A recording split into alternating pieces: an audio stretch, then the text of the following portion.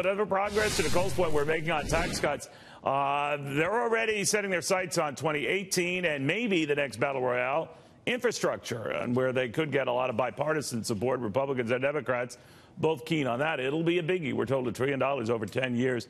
Let's get the read on all of this from a former transportation secretary under President Barack Obama, Ray LaHood. Secretary, good to have you. Thank you, Neil. Good to be with you. Same with you. Let me get your sense of the infrastructure thing. You could make an argument that they should have started with this because at least it would have promised at least some bipartisan support going in. But that was then. This is now. We're told that infrastructure will be the next thing being teed up now. What do you think? I think it probably will be, particularly if the tax cuts pass. They spent way too much time trying to do away with Obamacare, but I agree with you. We're looking to a new year, and with the new year, there's optimism.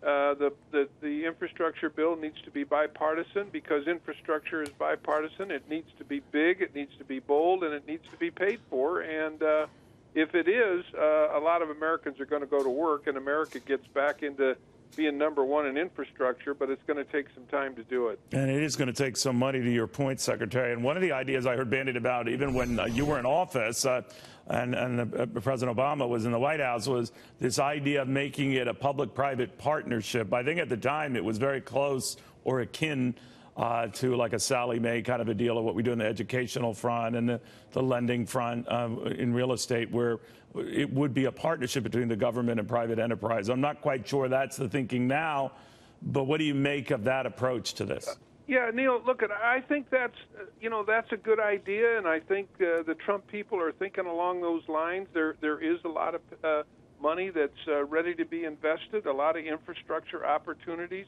But it'll take more than that, Neil. To me, it takes an increase in the gas tax, which hasn't been raised since 1993. And if we do that, we get back to a big pot of money. The infrastructure needs a big pot of money. Public-private partnerships will help.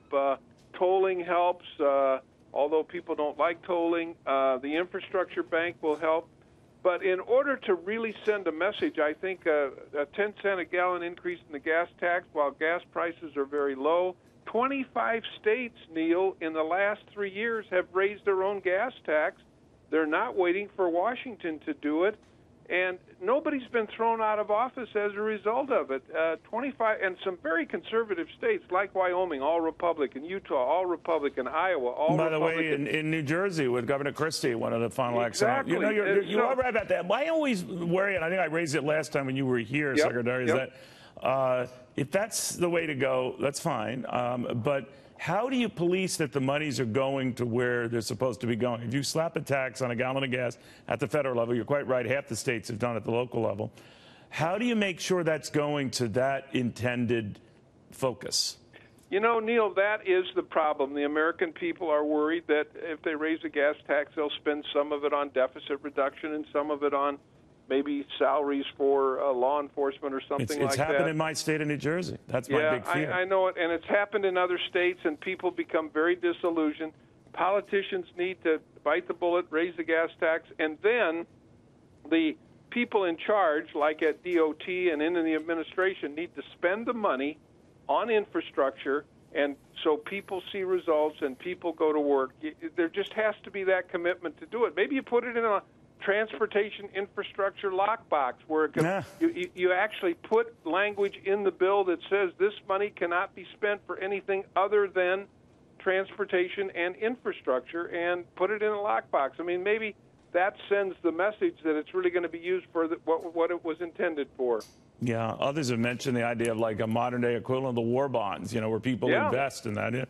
There are a lot of possibilities out there. You raised just a few. Ray LaHood, thank you very, very much. Thank you, Neil. Merry Christmas. To you as well, my friend. Ray LaHood, the former Transportation Secretary of the United States under Barack Obama.